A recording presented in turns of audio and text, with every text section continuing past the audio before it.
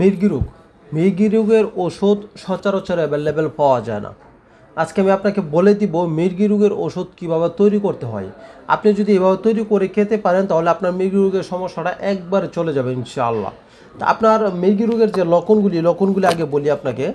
মির্গি রোগের লক্ষণ: রোগী হঠাৎ চৈতন্য এবং শারীরিক শক্তি লোপ হয়ে মাটিতে পড়ে যায়।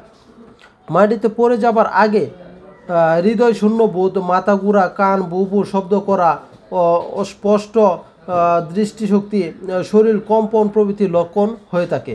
মাটিতে পড়ে যাবার পরেই হাত পা খিঁচুনি হয়, মুখের বিকৃতি ঘটে, চোখ দাঁড়িয়ে যায়, রুগী হাত পা ছুটতে থাকে, দাঁত কটকট করতে থাকে, মুখ দিয়ে ফেনা বের হয়, প্রচণ্ড শ্বাসকষ্ট হয়, শরীর থেকে ঘাম নির্গত হয়, মুখমণ্ডল ফ্যাকাশে ও পরে লাল বর্ণ হয়ে যায়। খিঁচুনি বেশি হলে অনেক সময় রুগীর মলমূত্র বের হয়ে যায়।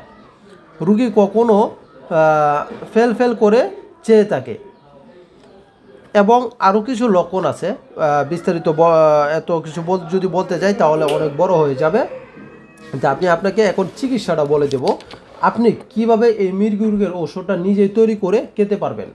বিস্তারিত বলার আগে ছোট্ট একটা রিকোয়েস্ট, দেখেন আমার এই স্ক্রিনে যে কয়টা নাম্বার দেখতে পারতেছেন, এই কয়টা নাম্বার ব্যতীত যদি আপনি অন্য কোনো নাম্বারে যোগাযোগ করে ওষুধ কিনে প্রতারিত হন তাহলে ইউনানি দেওয়া কারণে দায়ী থাকবে না।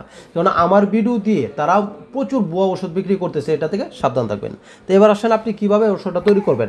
আকর করা নেবেন 10 গ্রাম, শতমূল 10 গ্রাম, শ্বেত বস নেবেন 10 গ্রাম। এই তিনটা আপনি মিলিয়ে 30 গ্রাম পাউডার করে এখান থেকে প্রতিদিন আপনি 1 গ্রাম করে দৈনিক 3 বার খাবেন একটু গরম পানি দিয়ে।